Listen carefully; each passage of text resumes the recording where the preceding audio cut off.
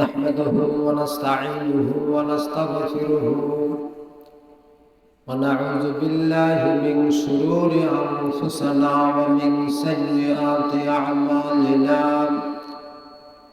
من يهده الله فلا مضل له ومن يضلل فلا هادي له فقد قال الله تعالى في كلامه المجيد والفرقانه الحميد أعوذ بالله من الشيطان الرجيم بسم الله الرحمن الرحيم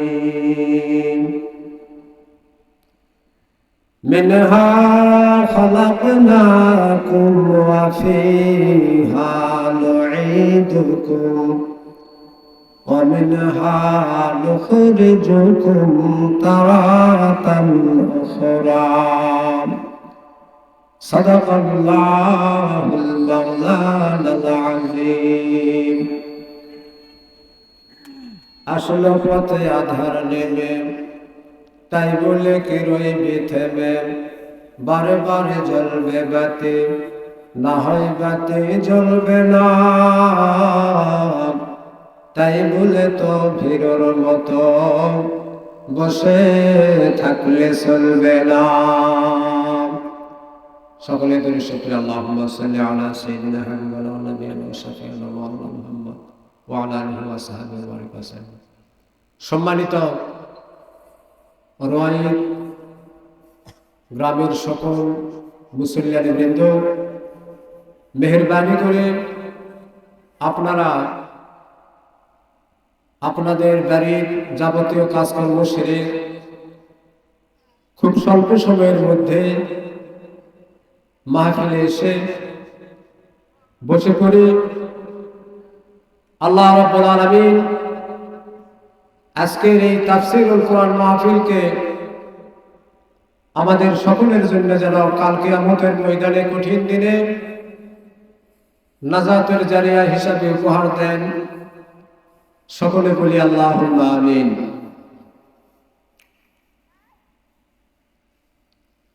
সম্মানিত মহিলা মা বোনদেরকেও আমি বিশেষভাবে আহ্বান করতেছি যে মায়েরা, আপনাদের জন্য পর্দার ব্যবস্থা,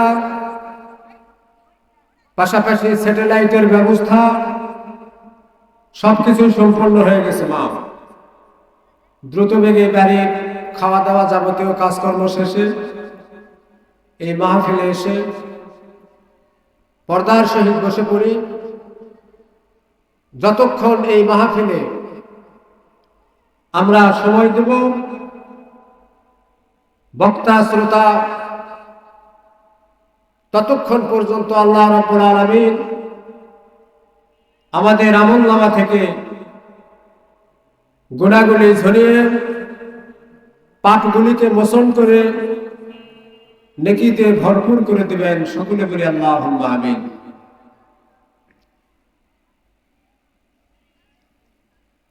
অতর গুনার দিন ফুম রাইয়া যাবে, গুনার দিন ফুম রাইয়া যাবে, যৌবনে লাগবে ভাটি। ওই যে দেখো ডাকিতেছে তোমায় কবরের মাটি, ওই যে দেখো ডাকিতেছে তোমায় কবরের মাটি। ও তোর গোনার দল ফুল রাইয়া যাবে, যৌবনে লাগবে ভাটি। ওই যে দেখো ডাকিতেছে তোমায় কবরের মাটি, ওই যে দেখো ডাকিতেছে তোমায় কবরের মাটি। সন্ধ্যার আগে যেদিন ডুববে রে বেলা,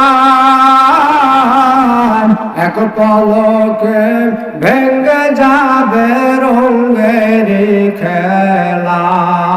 সন্ধ্যার আগে যেদিন ডুববে রে বেলা, এক পলকে ভেঙে যাবে তোমার রঙের খেলা।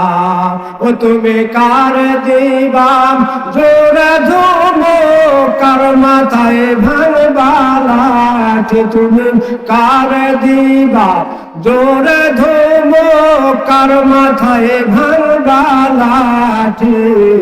ওই যে দেখো ডাকিতেছে তোমায় কবরের মাটি, ওই যে দেখো ডাকিতেছে তোমায় কবরের মাটি। খবর পেয়ে আসবে রে স্বজন, তোমার চারে পাশে বসে করিবে ক্রন্দন। খবর পেয়ে আসবে রে স্বজন, তোমার চারে পাশে বসে করবে রে ক্রন্দন।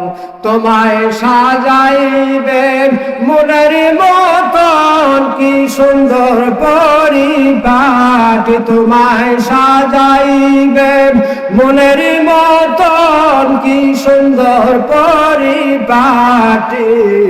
ওই যে দেখো ডাকিতেছে তোমায় কবরের মাটি, ওই যে দেখো ডাকিতেছে তোমায় কবরের মাটি। ধরে কোন ঠিক কিনা? আল্লাহ রাব্বুল আলামিন পবিত্র কোরআনুল কারীমে ইরশাদ করলেন, মিনহা খালাকনাকুম, এই মাটি দিয়ে তোমাদেরকে আমি তৈরি করেছি, সৃষ্টি করেছি। আবার এই মাটির ভিতরে তোমাদেরকে আমি আনবো। এখন আসতে তোমাদের যদিও কারো মন না চাই, তবুও কি থাকা যাবে বলেন? মৃত্যুর স্বাদ, মৃত্যুর পেয়ালা আমাদের সকলকেই আল্লাহ রাব্বুল আলামিন আশাদুল করাবেন। আসার সিরিয়াল আছে, যাওয়ার কোনো সিরিয়াল নাই, নাকি বলেন? বড় ভাই থাকতে ছোট ভাই বিদায় হয়ে যাচ্ছে, আবার পিতার আগে পুত্র চলে যাচ্ছে। এই কথাটি এই ইসলামী সঙ্গীতটার ভিতরে প্রথম এই সঙ্গীতটি দিয়ে শুরু করলাম। আল্লাহ রাব্বুল আলামিন পবিত্র কোরআনুল কারীমে বললেন, আবার এই মাটি থেকে তোমাদেরকে পুনরায় উত্থিত করা হবে, উত্থিত করা হবে। ঠিক কিনা বলেন? এই মাটির ভিতর থেকে তোমাদেরকে আবার উঠানো হবে। এই মাটির মানুষ আমরা, আমাদের অহংকারের শেষ নেই, হিংসার শেষ নেই, লোভ লালসার শেষ নেই, আশার শেষ নেই। কত আশা নেই, আশা নিয়েই কবরে চলে যাচ্ছে, নাকি না? আল্লাহ রাব্বুল আলামিন পবিত্র কোরআনুল কারীমে ইরশাদ করলেন, এই মাটি দিয়ে তোমাকে সৃষ্টি করেছি, এই মাটির মধ্যেই তোমাকে আবার আনবো। আনার পরে ক্ষান্ত নয় বান্দারে,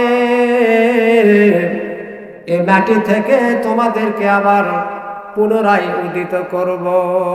ঠিক কিনা বলে? এমনকি এ কবরের মধ্যে গিয়ে দাঁত খসে যাবে, হাতে পায়ের আঙুলের লোকগুলির কাঠ লোকাগুলি পড়ে যাবে, মাথার চুলগুলি ঝরে যাবে, সব কিছু ঝরে যাবে। আল্লাহ রাব্বুল আলামিন এই জমিনকে সেদিন নির্দেশ করবেন, রে জমিন, তোমার মধ্যে কি মিশে আছে আমার বান্দা বান্দীদের? আমি আল্লাহ হুকুম করি, রে জমিন, তুমি তোমার মধ্য থেকে আমার বান্দীদের সকল প্রকার অঙ্গ প্রত্যঙ্গের পার্টস গুলিকে একত্রিত করে আমার কাছে আজকে ফিরিয়ে দাও।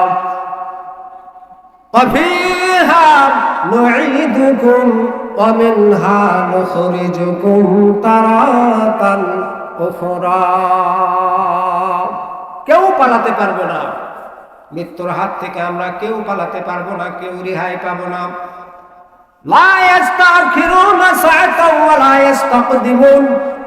আল্লাহ রাব্বুল আলামিন পবিত্র কোরআনুল কারীমের এক জায়গায় ইরশাদ করলেন, যখন বান্দারে তোমার সময় হয়ে যাবে, 1 সেকেন্ড আগেও না 1 সেকেন্ড পরেও না তোমার জান কবজ করবে আজরাইল। অপর এক জায়গায় বললেন, আইনামা তাকুনু ইউদরিকুমুল মাউত ওয়ালাউ কুনতুম ফি বুরুজিন মুশাইয়্যিদা। জোরে কোন আল্লাহু আকবার। আল্লাহ রাব্বুল আলামিন বলেন, বান্দারে মৃত্যুর হাত থেকে বাঁচার জন্য তোমরা যদি সপ্তম আসমানে গিয়ে এমন একটি কক্ষ তৈরি করো, যে কক্ষের মধ্যে, ঘরের মধ্যে সূর্যের আলো প্রবেশ করতে পারবে না, চাঁদের কিরণ প্রবেশ করতে পারবে না, জগতের বাতাস পর্যন্ত প্রবেশ করতে পারবে না, এমন কোন কীট পতঙ্গ পশু পাখি কেউ প্রবেশ করতে পারবে না, সেই ঘরেও আমার আজরাইল যথা সময়ে তোমাকে হ্যান্ডকাপ লাগাবে। জোরে কোন ঠিক কিনা? না কারো সন্ধ্যা আছে? এতে সন্ধ্যা আছে? সন্ধ্যে নেই। আজকের এই তাফসীরুল মাহফিল পবিত্র মসজিদের উদ্যোগে, নাকি বলেন, রয়ের উত্তরপাড়া জামে মসজিদ কর্তৃক আয়োজিত এই তাফসীরুল কোরআন মাহফিল। তো এখন এরকম তাফসীর মাহফিল আপনারা করতেছেন, আলহামদুলিল্লাহ। নামাজও পড়তে হয়। যে সকল যুবক ভাইরা আমার দাওয়াত করলো আমাকে, তো ওই সময় ওদেরকে বলতে পারিনি, আজকে বলি, ভাইরা হয়তো বিভিন্ন কাজে বাজে ব্যস্ত আছে, যে তোমরা নামাজ নামাজ নামাজ। মুহাম্মদ সাল্লাল্লাহু আলাইহি ওয়াসাল্লাম তিনার শেষ অন্তিম সময়েও আসসালাত, ও আমার উম্মতেরা আসসালাত আসসালাত আসসালাত, নাকি বলে 3 বার বলেছে। এই নামাজ যারা যথাযথ কায়েম করবে, আল্লাহ রাব্বুল আলামিন তাদের যে 5টি বিধি ব্যবস্থা, তার মধ্যে সর্বপ্রথম যেটি, সেটি হলো কি, হালাল রিজিকের ফায়সালার বিধি ব্যবস্থা করে দেব। জোরে কোন সুবহানাল্লাহ। আমরা তো চাইতে পারি না, মানে চাইতে হবে কোথায়, আর আমরা চাই কোন জায়গায়, নাকি বলে?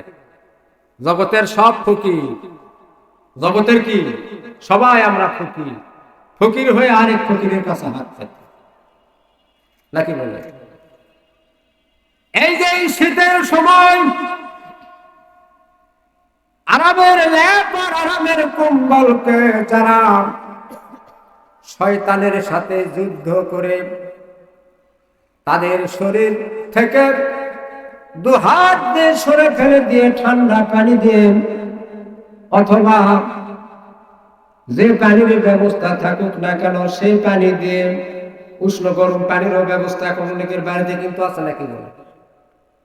ওযু করে যখন আল্লাহ রাব্বুল আলামিনের ঘর পবিত্র মসজিদে গিয়ে সিজদায় বান্দা পড়ে যায়, আল্লাহ রাব্বুল আলামিন বলেন, আমার কুদরতি দুখান হাত ওই বান্দার সিজদার নিচে আমি বিছায়া দেই। জোরে কোন সুবহানাল্লাহ।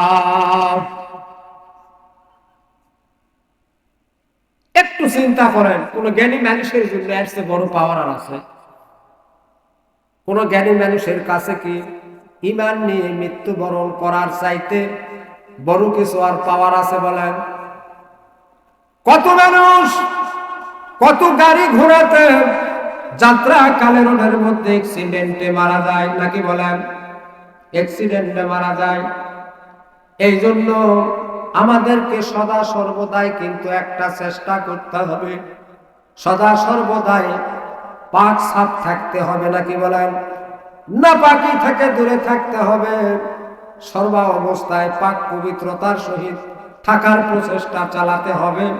কারণ না জানি কোন দিন কোন সময় কোন অবস্থাতেই মালিকুল মউত আল্লাহর হুকুমে আপনার আমার সামনে এসে উপস্থিত হয়। ঠিক কি না? হযরতে সুলাইমান আলাইহিস সালাতু সালামের নাম কিন্তু আপনারা আমরা সবাই শুনেছি, তার জীবন বৃত্তান্ত কিন্তু আমরা অনেকে জানি। তিনি লাঠি মোবারক ধরে যখন মসজিদের মধ্যে দাঁড়িয়ে আছে আর সকল জিনেরা চতুর সাইড দিয়ে মসজিদের কাজ শুরু করেছে। এবার সুলাইমান আলাইহিস সালাতু সালামকে দেখার পরে সকল জিনেরা দ্রুত বেগে মসজিদের কাজ সম্পূর্ণর চেষ্টা করতেছে। হযরতে সুলাইমান আলাইহিস সালাতু সালাম সেখানে আল্লাহ রাব্বুল আলামিন আজরাইলকে পাঠিয়ে দিয়ে তার মৃত্যু ওই লাঠি ধরে দাঁড়ানোর অবস্থাতেই দিয়েছিলেন। এই মৃত্যুর খবরটা ওই পোকা প্রথমে জেনেছিল। যখন সুবহানাল্লাহ, ওই লাঠির মধ্যে পোকা ধরে গেছে। জিনেরা রাতে দিনে তড়িৎ গতিতে কাজ করতেছে যে হুজুর দাঁড়ে আছে। এই মৃত্যুর সংবাদ ওই লাঠির মধ্যে যে ওই পোকা ধরে গেছে, লাঠি কেটে দিছে আস্তে করে। লাঠিটা যখন ভাঙছে, জিনেরা গিয়ে দেখে সুলাইমান আলাইহিস সালাতু সালাম দাঁড়িয়ে আছে লাঠি ধরে ওই অবস্থাতেই, কিন্তু তিনি আর এই জগতে নেই।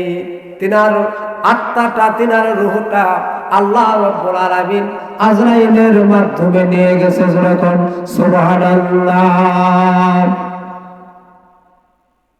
মৃত্যু অনিবার্য। কার কখন কোন সময় আসবে আমরা কি কেউ জানি? আজকে সন্ধ্যা লাগছে নাকি? আমাদের সকলের সন্ধ্যা লেগে গেছে। সকাল হবে কি না এর কোনো গ্যারেন্টি ওয়ারেন্টি কার্ড আমাদের কারো কাছে আছে বাবা? কেউ বলতে পারবো যে আমি অমুক মাসের অমুক তারিখ পর্যন্ত অমুক সালের আছে নাকি? বলে আছে? কেউ বলতে পারবো না। কারণ সাদ্দাত বেহেশত তৈরি করা শেষে এবার তার সর্ব এলাকাতেই তিনি ঢোক ঢাল পিটিয়ে আওয়াজ দিয়ে দিলেন যে অমুক তারিখের অমুক সময় আমি সাদ্দাত বাদশা তোমাদেরকে বলতেছি, তোমরা আমার সকল ভক্তবৃন্দরা এসো, অমুক সময় অমুক তারিখে আমার বেহেশত তার উদ্বোধন সম্পন্ন হবে। এবার তার এলাকার মধ্যে এরকম মাইকিং করে দেওয়ার পরে যখন সাদ্দাত বেহেশত তার বাড়ি থেকে তার বেহেশত উদ্বোধনের জন্য রওনা করলেন, তার বাড়ি থেকে সাদ্দাত যখন তার সোয়ারের মধ্যে উপরে উঠে বসলেন, একজন পাগল বেশে হযরত আজরাইল আলাইহিস সালাতু সালাম সাদ্দাতকে বললেন, বাদশাহ আপনার সঙ্গে আমার কিছু কথা আছে।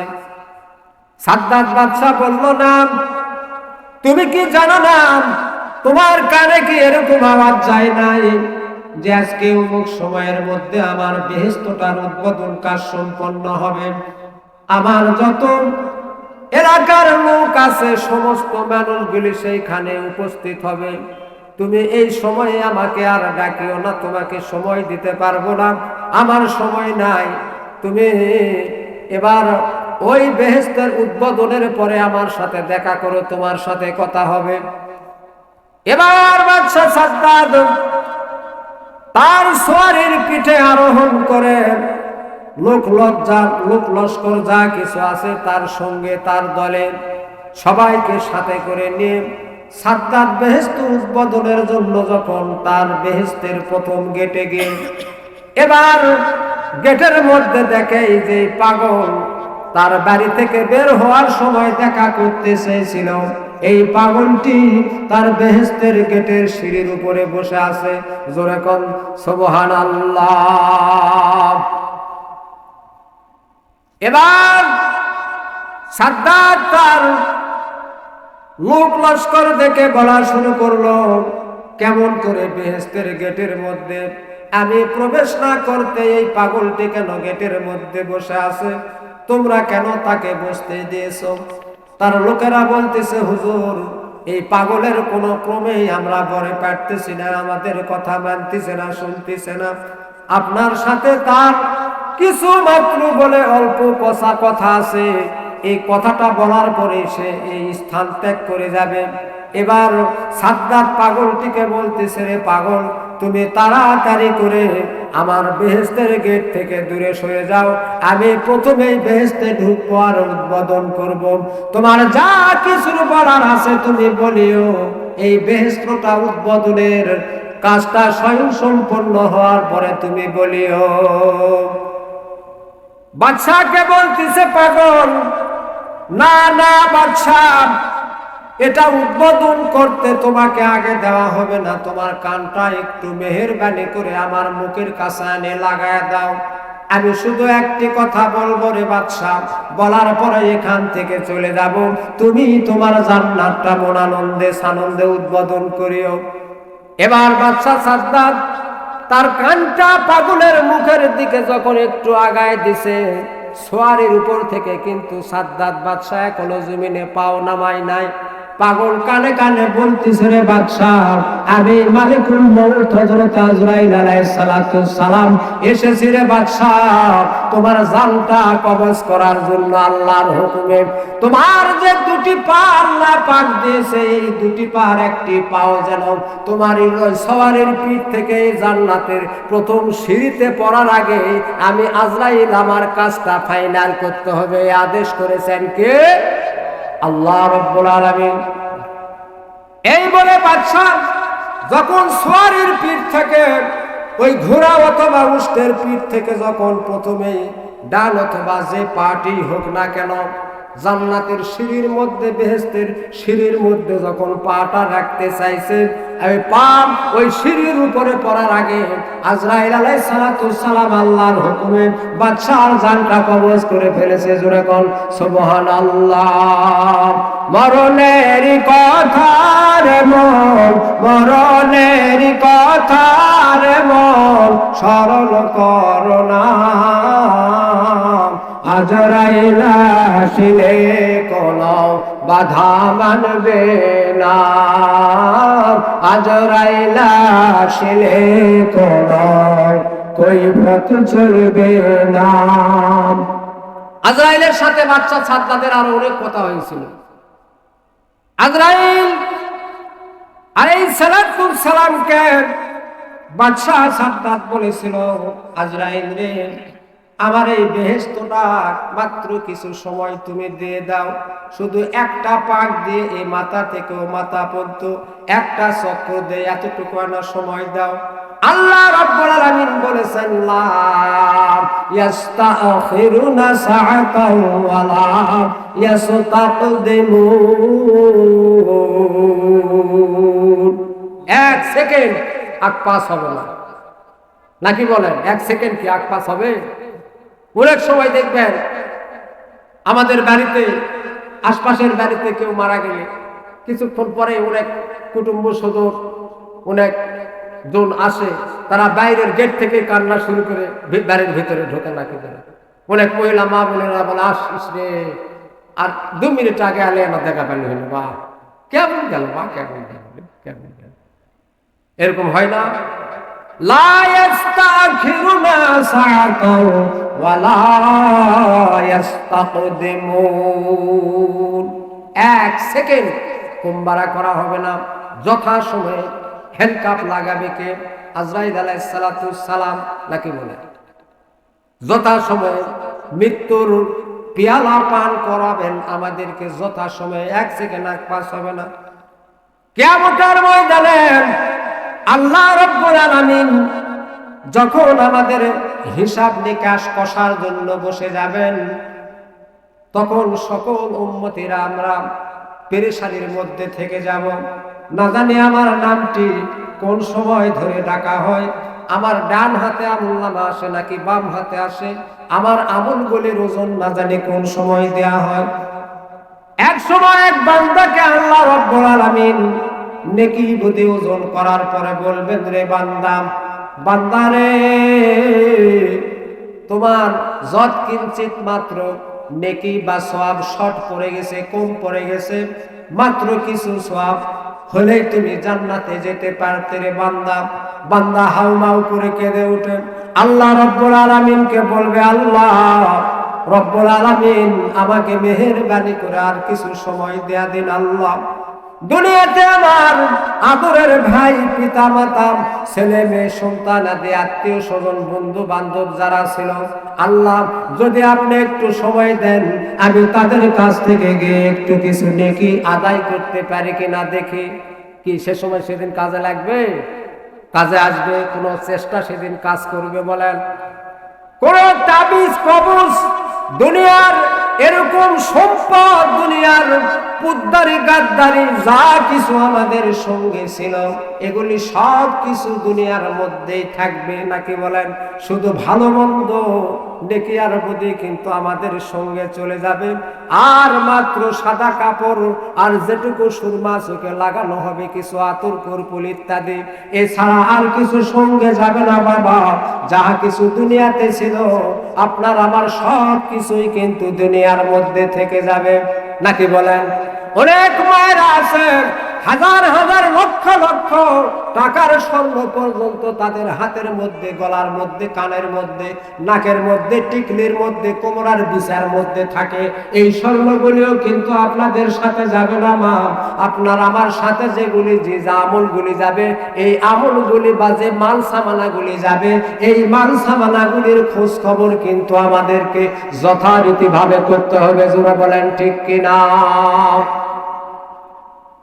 এবার বান্দা সর্বপ্রথম তার ভাইয়ের কাছে যাবে, বড় ভাইয়ের কাছে যাবে। ভাইয়ের কাছে গিয়ে বলবে, ভাই রে, আমি তোমার জোড়ার ভাই, কলিজার টুকরা আপন ভাই, একই বাপে মায়ের সন্তান আমরা রে ভাই। কিছুক্ষণ আগে আল্লাহ রাব্বুল আলামিন আমার নেকি বদির ওজন ফেরেশতাদের দ্বারা মিজানের পাল্লায় হয়ে গেছে।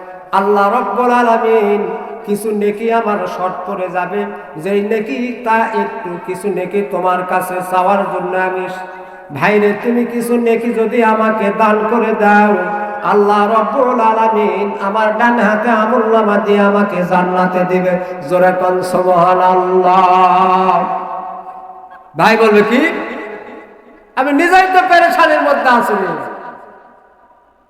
হ্যাঁ, দুনিয়ার মধ্যে কিছু টাকার জন্য যদি যাওয়া হয় তাহলে কি অনেক সময় অনেক লোকে কিন্তু আহা কাল সন্ধ্যা শুনে করল না কেন, হ্যাঁ, এসার নামাজের পরে তো লয় আছে কিন্তু দিবে না কায়দা। আবার অনেক সময় বলে নাভার কাজ তো না, তোর ভাবির কাছে কিছু আসলাম, তো এক কাজ করবি, কাল সকালে যা তোর ভাবির সাথে আমি এক করে কয়দা বিদায় করতে রাত্রে এখন শুয়ে কোথায়। আর মাও বলে কি ইঙ্কা ইঙ্কা ব্যাপার রে, আব্দুল জলিল তো ইঙ্কা ইঙ্কা কষায়তে মুড়ি তো আছে, তা কাজ করিস তুই একটা ভালো করে কয়া বলে দেশ দিবি, টাইম মতো যান দে, না দিলে তো আবার বিপদ হয়ে যাবে। মুই কোনো তুরি কাছে আছে কায়দা করে ওই আর না মানে ইয়া করার জন্য বিভিন্ন রকম নাকি বলে। কিয়ামতের ময়দানে তা হবে না, কোনো কায়দা কৌশল চলবে না। যার পেরেশানিতেই সে ব্যস্ত থাকবে, ভাই হয়ে ভাইকে অস্বীকার করবে, মা তার সন্তানকে অস্বীকার করবে। এমনকি মা এই জমিনটা যখন উত্তপ্ত হয়ে যাবে, তাদের নিজের সন্তানকে এই জমিনের উপরে শীত করে শুয়ে ওই সন্তানের শরীরের উপরে পা দিয়ে কিছুক্ষণ আরাম করার চেষ্টা করবে সেদিন।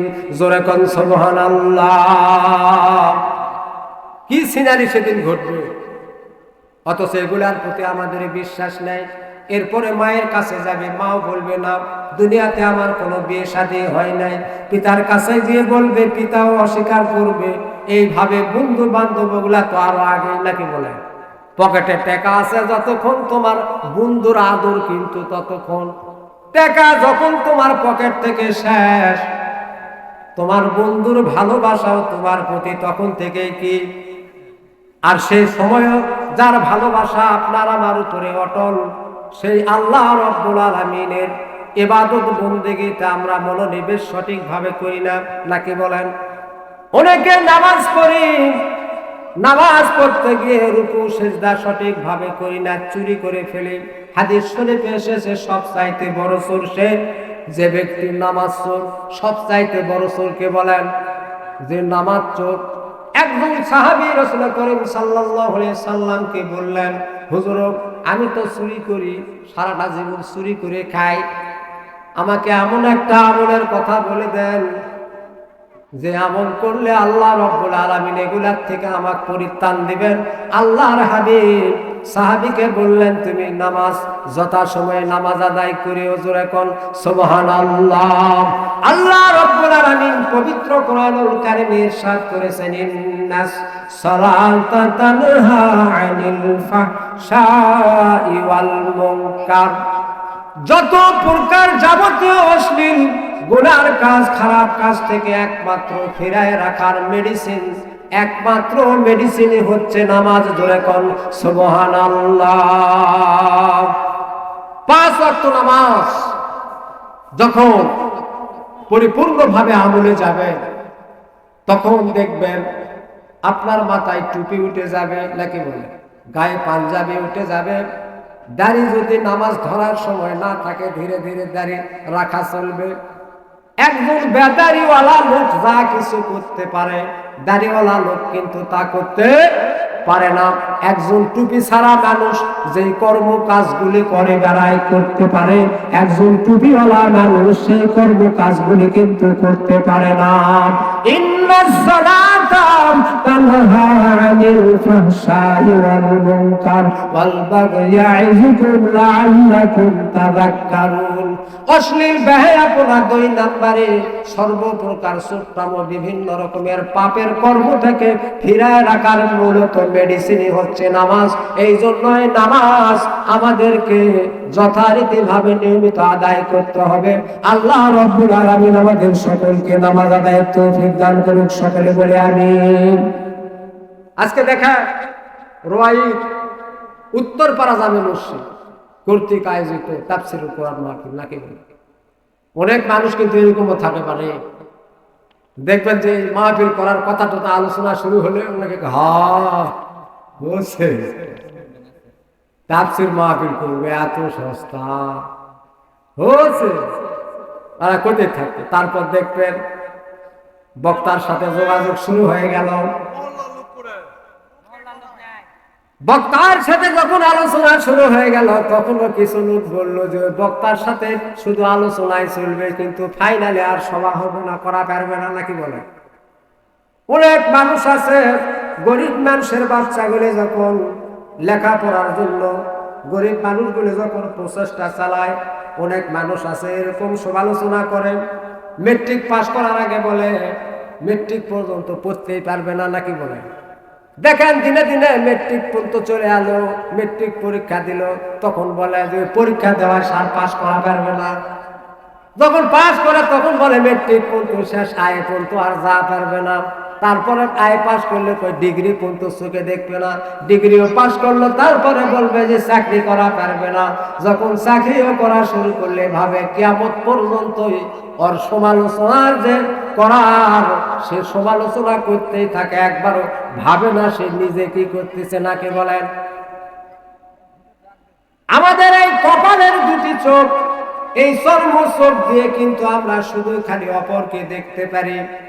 নিজের চেহারা সুরতটা দেখতে গেলে একটা আয়না বা দর্পণের প্রয়োজন হয়, নাকি বলেন, ঠিক কিনা। আয়নার সাহায্যে নিজের ছবিটা দেখতে হয়। অনেক মানুষ আছে নিজের শরীরের মধ্যেই ময়লা ভরা, অপরের ময়লাটা যদি ছোট আকারেও থাকে সেটা আমার চোখে বড় ভাবে দেখা পড়ে, ঠিক কিনা বলেন।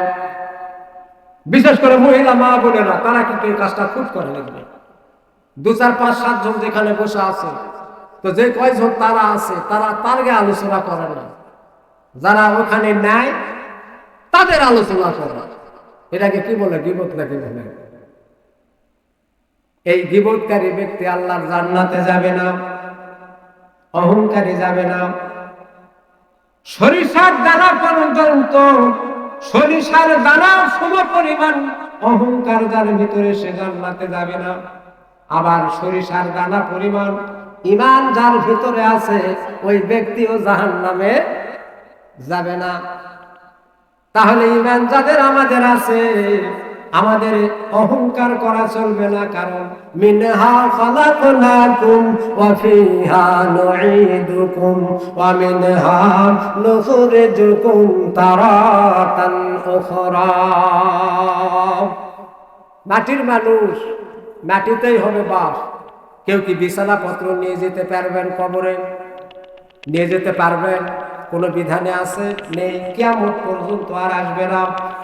যত বড়ই ব্যক্তি হন না কেন আপনি, দুনিয়ার মধ্যে কত দামি দামি ল্যাপ কম্বল গায়ে দিয়ে শরীরটাকে হিট করতেছি আমরা, একটু কি বার ভেবে দেখেছেন এই শীতের সময় যদি এই সময় আপনার আমার দেহ থেকে রূহটা আজরাইল বের করে নিয়ে যায়, মৃত্যুর ছাদ পেয়ালাটা যদি আমাদের পান করায়া দেয়, এই শীতের সময় দেখবেন আধা ঘন্টা থেকে 20-25 মিনিট পরে কিন্তু আপনাকে আমাকে গোসল করাবে। বলেন ঠিক কিনা?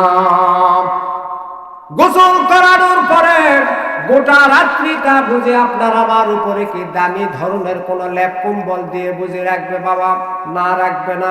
ওই খালি চকির উপরে কিছু বিছায়া রাখবে, তাও কিন্তু রাখবে না।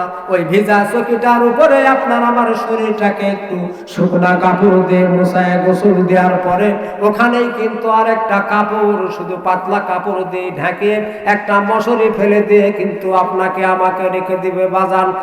আর ওই ঘরের মধ্যে কোনো সময় ঢুকাবে না। যখনই আপনার আমার দেহ থেকে এই রূহ মোবারকটা বের হয়ে যাবে, আপনি আমি যে পোশাক, যত দামি পোশাকটাই পরে থাকি না কেন, এই পোশাকটা কিন্তু আমাদের শরীরের মধ্যে আর রাখবে না। দ্রুত বেগে আমাদের এই শরীর থেকে সে পোশাকটা পর্যন্ত খুলে নেবে। যত গহনা স্বর্ণের মহিলা মা বোনদের উপরে পরনে থাকবে দেহের মধ্যে, এগুলো কিন্তু আর রাখবে না বাবারে।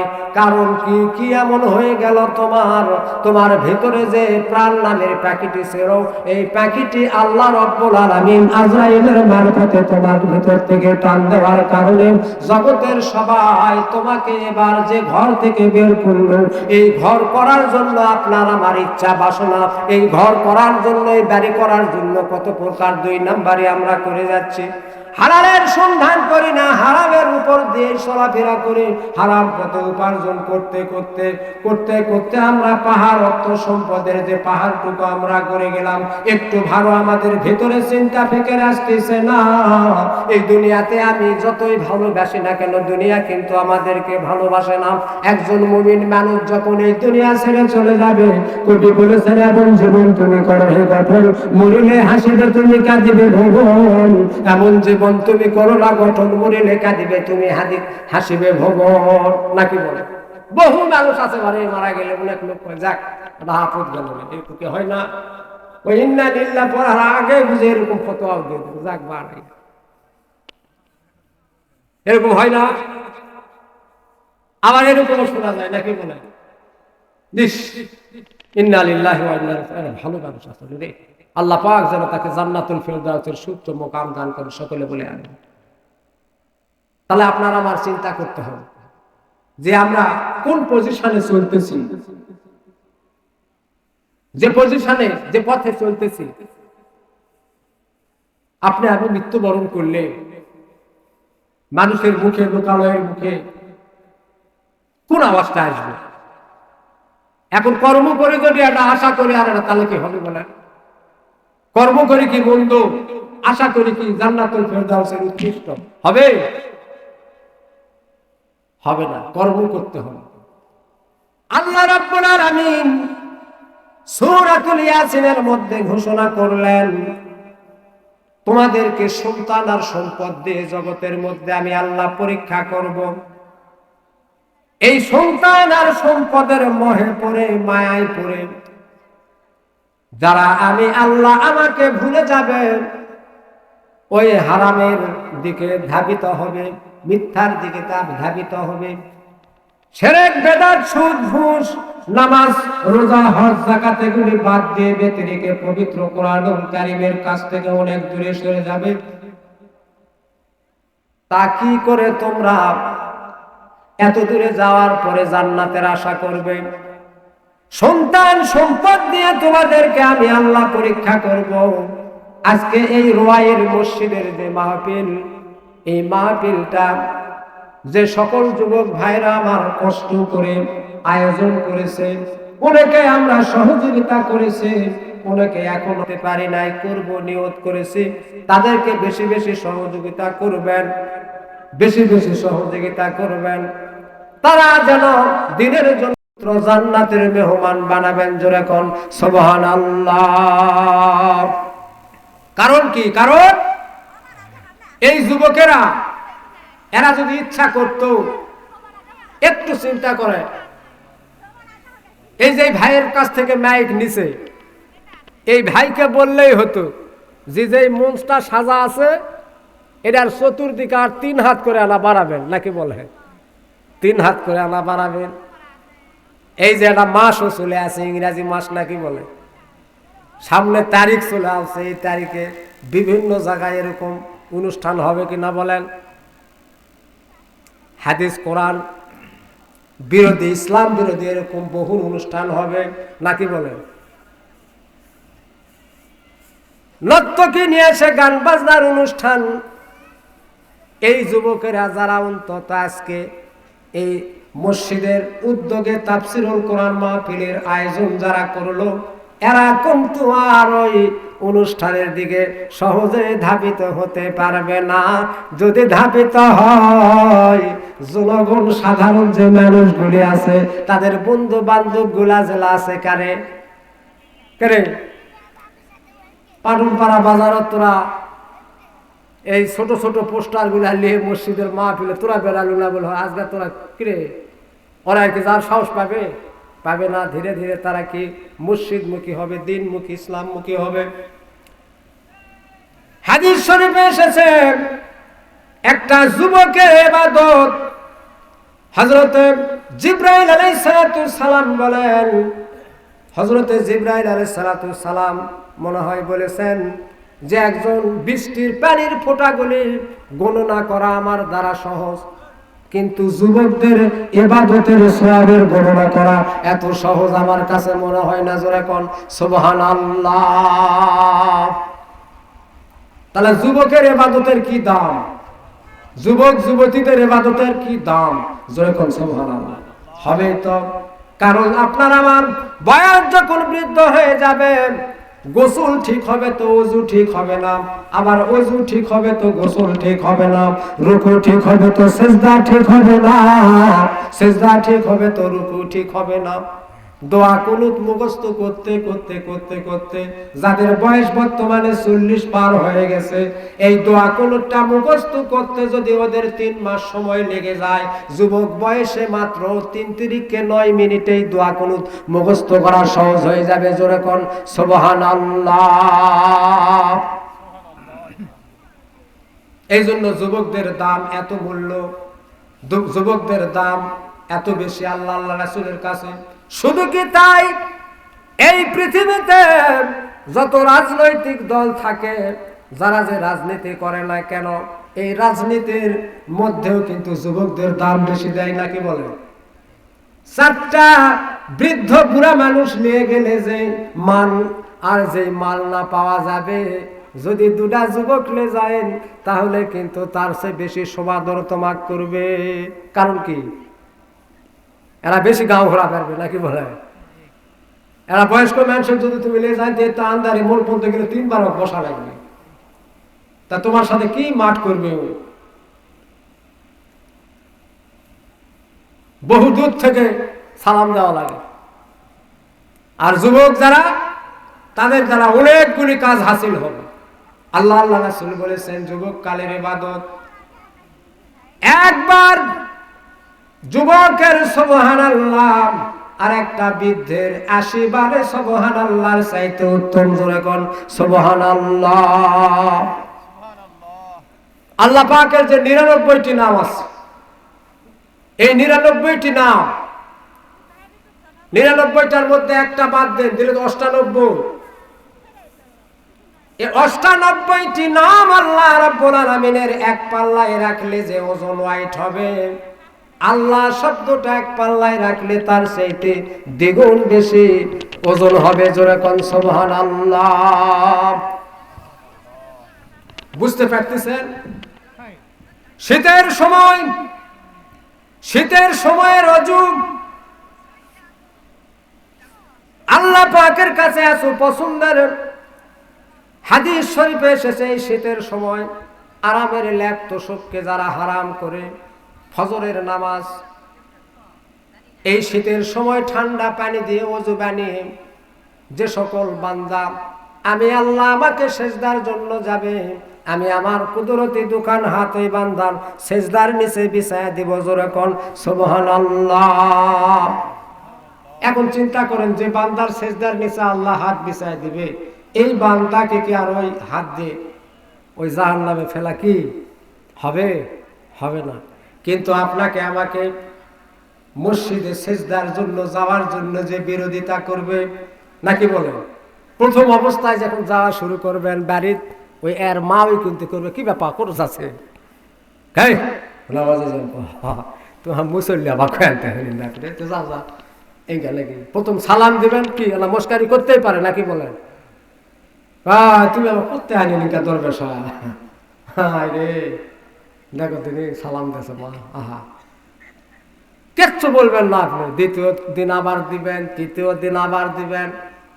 এরকম করতে করতে দেখবেন, আমি প্র্যাকটিক্যাল করেছি আমার কিছু ছোট ছাত্র ছাত্রীদের মধ্যে। আমি সালাম আগে দেই, তো যখন সালাম আমি আগে দেওয়ার আমল চলতেছিল,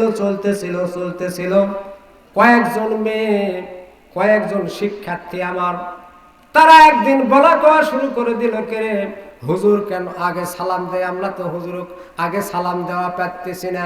এবার এরা তিনজন করছে কি, ওই ক্লাসের রুমে আমি যাওয়ার আগেই ওরাই পড়তে এসে আমি যে আমার কক্ষে বা রুমের মধ্যে বসা আছি ওখানে গিয়ে জানালা দিয়ে প্রথমে আমাকে সালাম দিয়েছে। জোরে কোন সুবহানাল্লাহ। মানে যে টাইমে ওরা আসার কথা তারও কি 10-15 মিনিট আগে চলে আসে আমি আমার রুমে, ওরা জানালা হুজুর আসসালামু আলাইকুম রাহমাতুল্লাহ। তার মানে আগে সালাম দেওয়া। এই সালাম দেওয়াটাও কিন্তু দোয়া করা। জয় কোন সুবহানাল্লাহ। আমরা অনেকে বলি না যে ভাই দোয়া করবেন।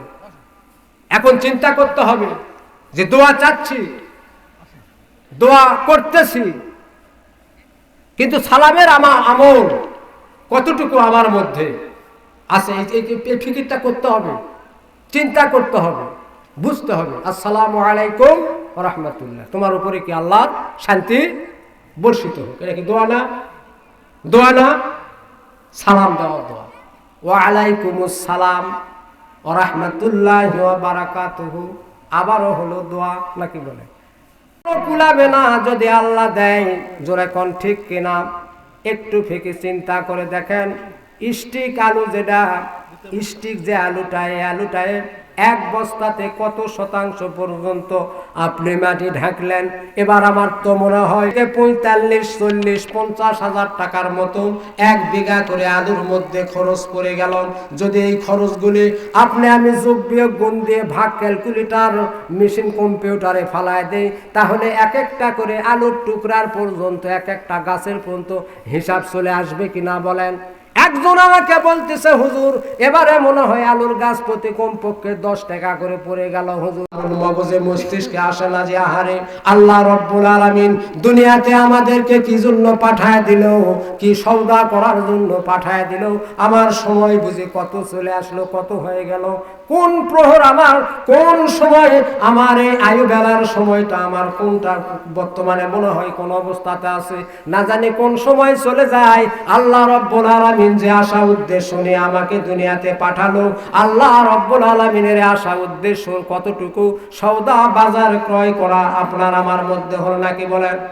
অনেক রাস্তাঘাটে যখন এরকম মাইক লাগে, কোরআনের মাদ্রাসা, কোরআন মসজিদের যখন দেখবেন ওয়াজ মাহফিলের কালেকশন যখন করে, সেখানেও কিন্তু যে ব্যক্তি আদায় করে বলে বাবা রে দুনিয়ার বাজার করে যাওয়ার সময় একটু আখিরাতের বাজার করে যা বাবা, দানকারীর ওই মাতা পিতা আল্লাহ সুখে রাখো কবরে, নূরের টুপি পরাইয়া উঠায়ো হাসরে। এটা দুনিয়ার কিছু শোনার পর 10 টাকা বাড়ায়, নাকি বলেন? এখন অনেক মানুষ আছে বাড়ায় এরকম যে দুনিয়ার অসল টেকা সিরা টেকাগুলা মসজিদের কোটাত লেগে থাকে। মুসলমান নাম কিতাব মুসলমান। অথচ বুখারী শরীফের হাদিসে এসেছে তুমি যাহা পছন্দ করো না অপরের জন্য সেটা করিও না। সব চাইতে উৎকৃষ্ট মাল যে দেশেরা দান করো।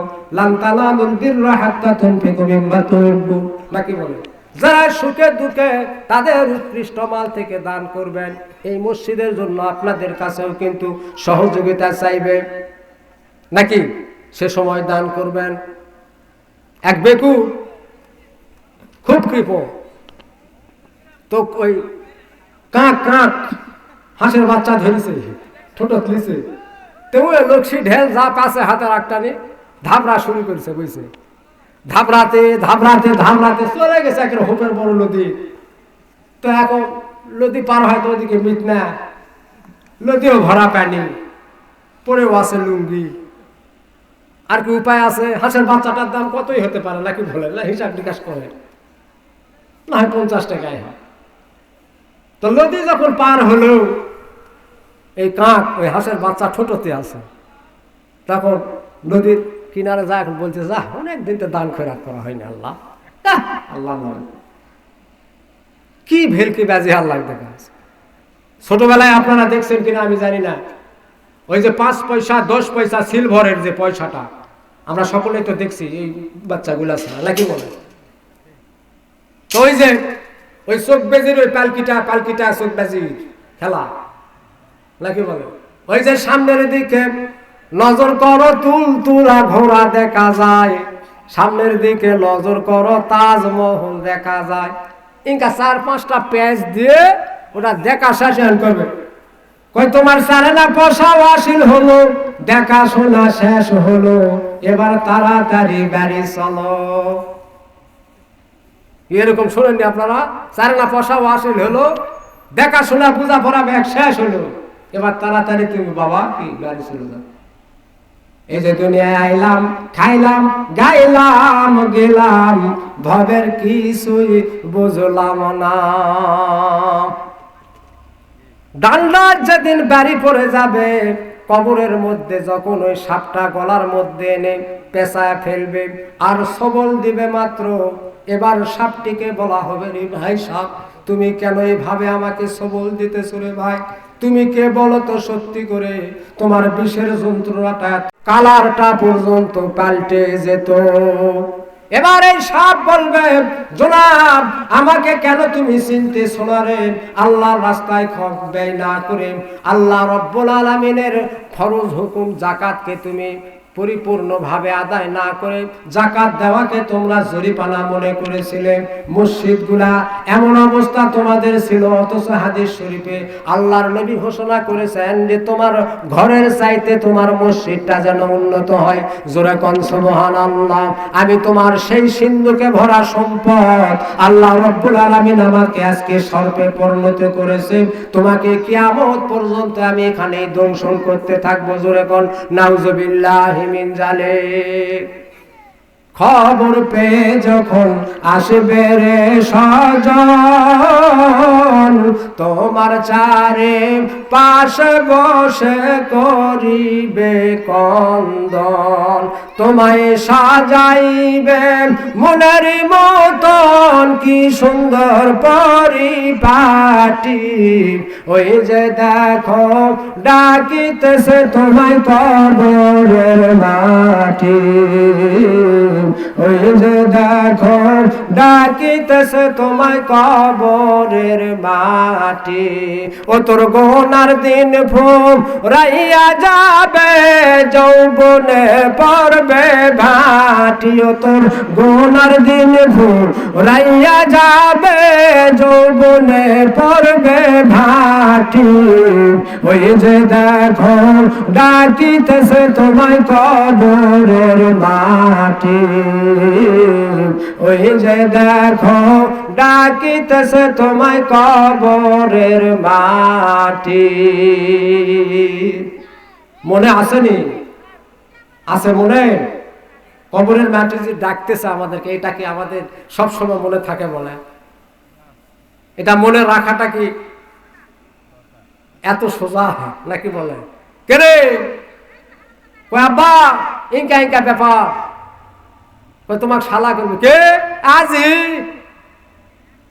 কে তুই কিছু করিস না, দেশ নিকা দুলারে কয় ভাতি লাগবে, কিসের খাটো রে, তোরা পারবো না, তোরকে দ্বারা কাম হবে না, তোরা মোর বংশর নাম পৌরস কিছু রাখা পারবো না রে, সময় নাই রে।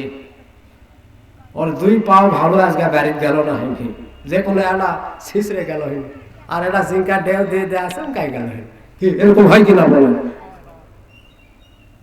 সন্ধ্যার আগে যেদিন ডুববে রে বেলা, সন্ধ্যার আগে যেদিন ডুববে রে বেলা, এক পলকে ভেঙ্গে যাবে তোমার রঙেরই খেলা। তুমি কার দিবা জোরে ধুমো, কার মাথায় ভাঙবা লাঠি, তুমি কার দিবা জোরে ধুমো, কার মাথায় ভাঙবা লাঠি।